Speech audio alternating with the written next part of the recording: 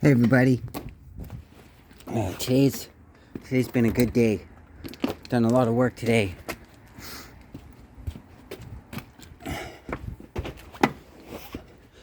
Been out here since about 10 o'clock in the morning, and it's, I think, around, well, actually, if you look up, it's around 5:30. It's after 5:30 when it starts to get dark these days. Alright. So, I did a whole bunch of work on,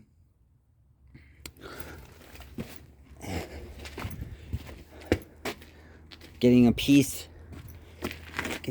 ready to be put under here.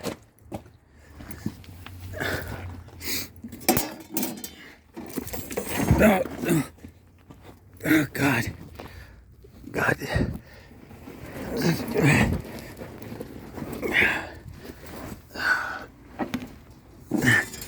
So that piece is gonna go right in here in this area beside the rocker panel.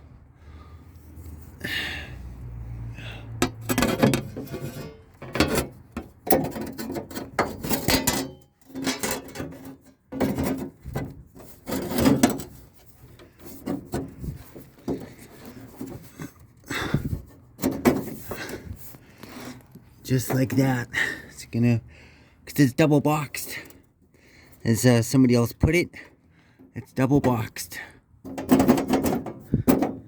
see if I can pull this back out, because I'm not ready to leave it there. But yeah, I'm kind of unhappy that there's so much, like surface rust all over the place.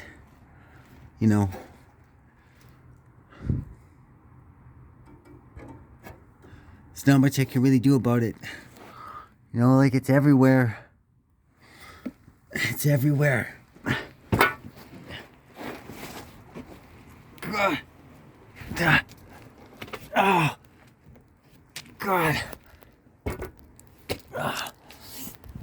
I hurt my back like 10 days ago. And it's pretty painful. It's a sciatic problem. But I got this piece that I was able to make from scrap metal that I had lying around. So that's that piece that's gonna go over here.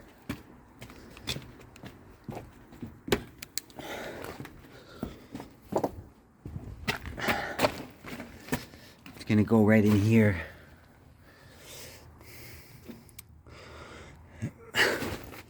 So I chopped this piece out and I cleaned it up with the wire wheel as best I could. Somebody else has already done some welding in here, and it doesn't look like it's any worse than mine. So I got this all nice and shiny up, and I'm gonna paint it up before I pop it back in there and weld it where it's supposed to go. But yeah, there's lots of surface rust. It's a sad thing to see. Like I just don't feel like I can really get at it. Like how am I supposed to get at stuff like that? It's like look down there.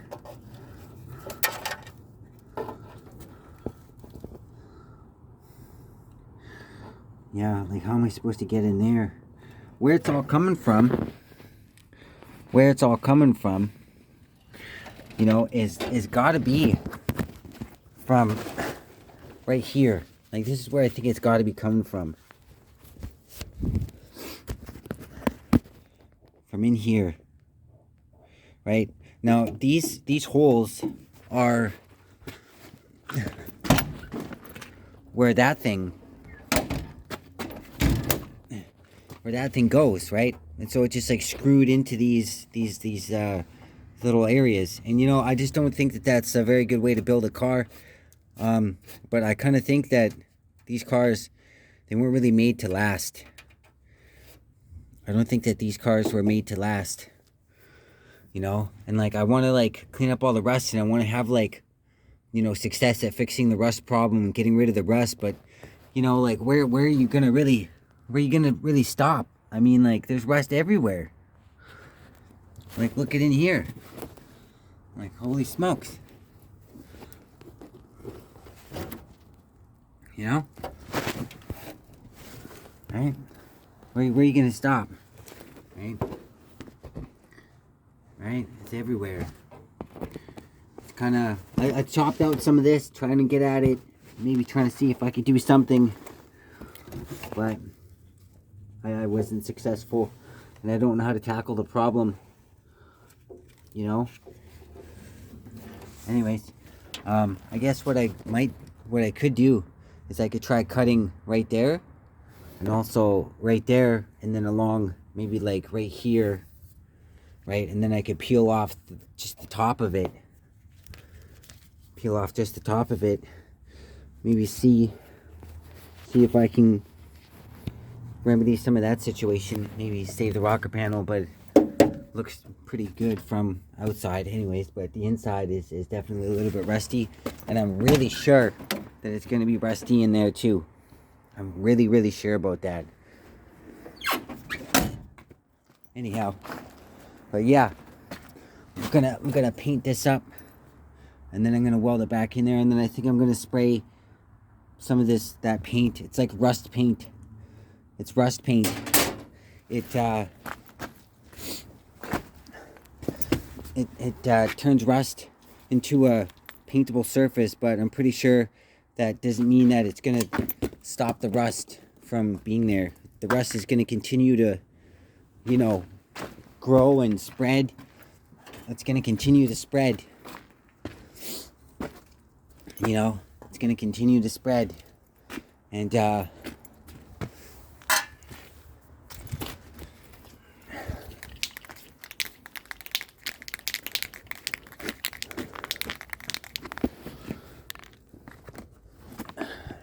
it's not gonna make it go away.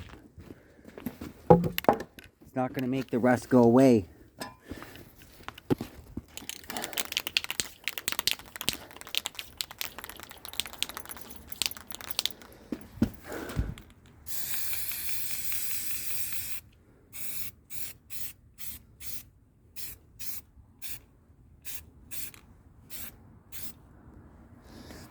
Yeah, it's not going to make the rust go away. It's just going to kind of maybe slow it down a little.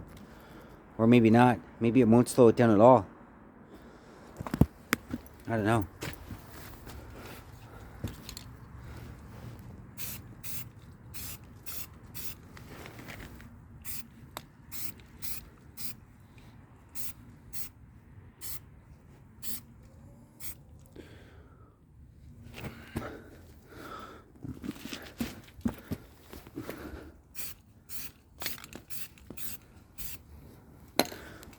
Maybe it's better than nothing. Maybe it's better than nothing, you know? But how many cans of spray paint are you going to use? Right? You know, like, what if I decided to spray paint all that? You know? Like, where am I going to stop? Yeah. Where am I going to stop? Anyways.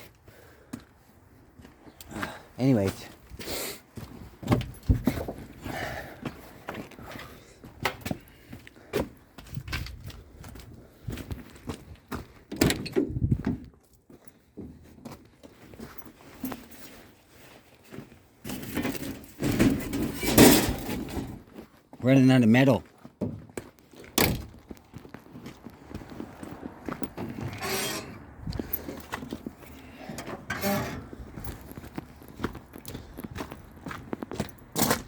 Also, another thing that I think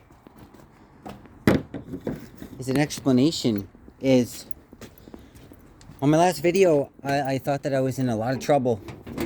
And I was going, uh-oh, listen to this sound. And I cranked the engine when I had the camera over here like this, and it made that weird sound. I think what might have happened is the reason why I made that sound, I think, is because, just making sure the camera's still on.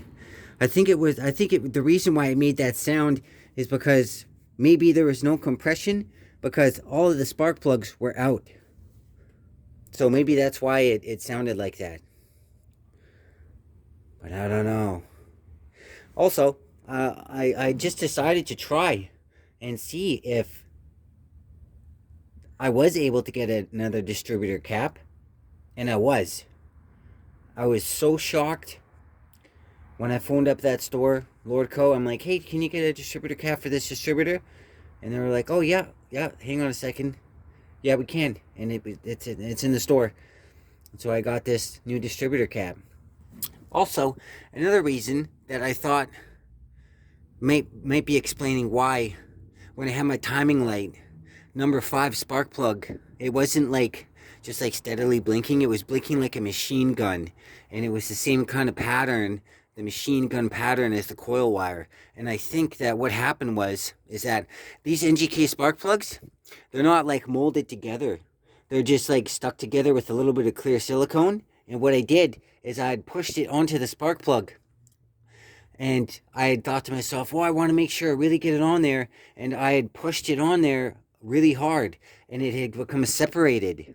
And so this black piece that surrounds the spark plug was way further down than the rest of the spark plug wire. And the actual part that's got the little wire in it was probably that far away or more from the actual spark plug. So either Trout Willie was right from the forum, and he said that your cap has to be arcing, that has to be what's going on, or maybe that was right, but also maybe it had something to do with the condition of this wire. So I got it all sorted out. I got a new distributor cap. I'm not ready to fire up the engine yet. I also learned something throughout this whole ordeal, and that is if you don't make a spot on your distributor and also on the engine block when you take out your distributor and you just put it back in, and you're not really absolutely 100% sure where the fuck your rotor was pointing, your timing is going to be all fucked up. And so what I did is I rearranged my timing, my base timing, with a harmonic balancer.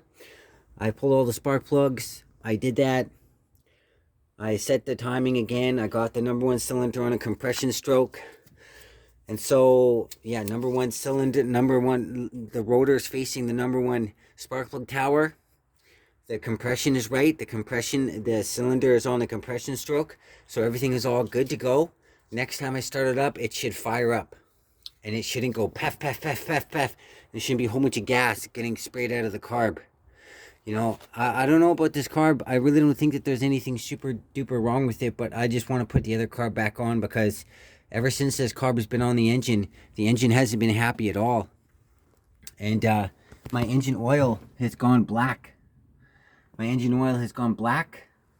Probably something to do with the carb and how it was operating.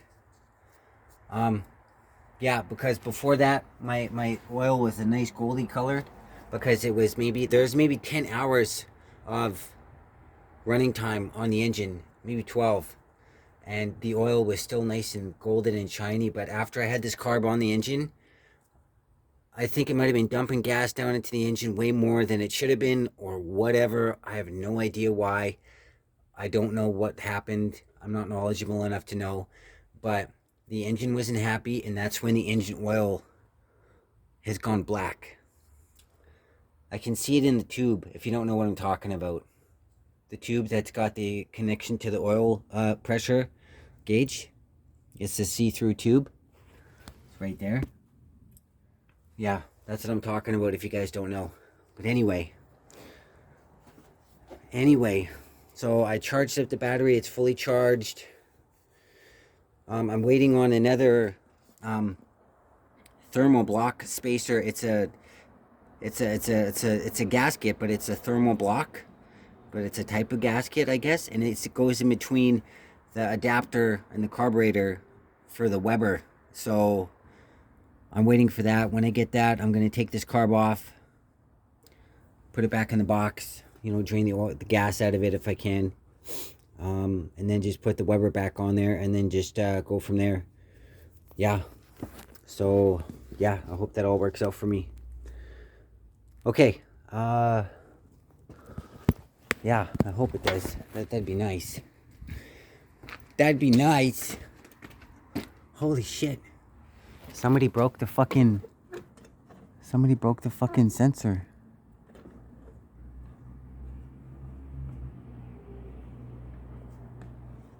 What the fuck? Somebody broke it. There was a weirdo back here the other day. He was back here. He was wearing one of those masks. You know those masks you used to wear in like masquerade balls? It's like a half mask for your face. It's like covers half your face. Yeah, he was back here just kind of like screwing around with some junk. And I was like, I came out here with all my stuff, right? My welder wasn't here, but you know, I came out here with my working stuff on. And yeah, he was like, oh, you saw me. Oh, geez. Oh, no, you saw me. And I was just kind of like looking at him and I didn't say anything. And he was like, oh, geez, I'll leave now. And then he just like walked away. And he had like a little tiny wooden table and like a bunch of other weird malarkey in his hands. Just a bunch of nonsense. And yeah, he just kind of took off and I just kind of got on with my work. I didn't even watch him leave. I was like, yeah, okay, whatever. And I didn't say anything to him. You know, usually people, when they see that kind of stuff going on, they say, you know, fuck you or get the fuck out of here. But I didn't say anything like that to him because you never know who people are. He might come back later and throw a rock through my window or something like that. Yeah, so you never know who people are. It's best just to cut your losses and let people just kind of go back out into the universe, wherever they came from. You know, it's best just not to, you know, make people upset when you don't know who they are. Maybe there might be some kind of weird psycho, and maybe they might, you know, go to great lengths to make your life really miserable. You never know. You just never know, man. You never know. I always try and keep people on the good side. Yeah.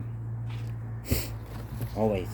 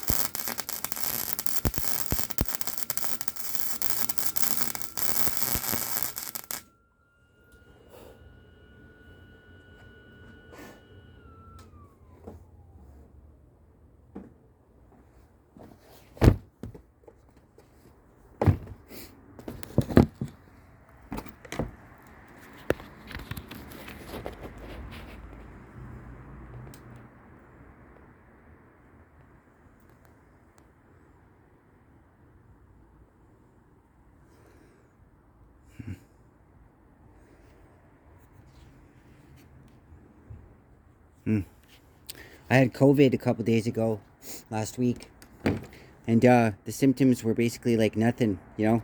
I missed a bus one time, and that was worse than COVID.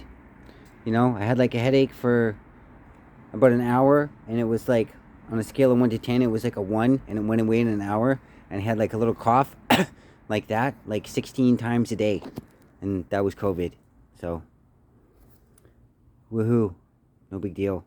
Anyhow, 1958 AMC Rambler Super, part 104. Alright, thanks a lot, everybody. Bye-bye.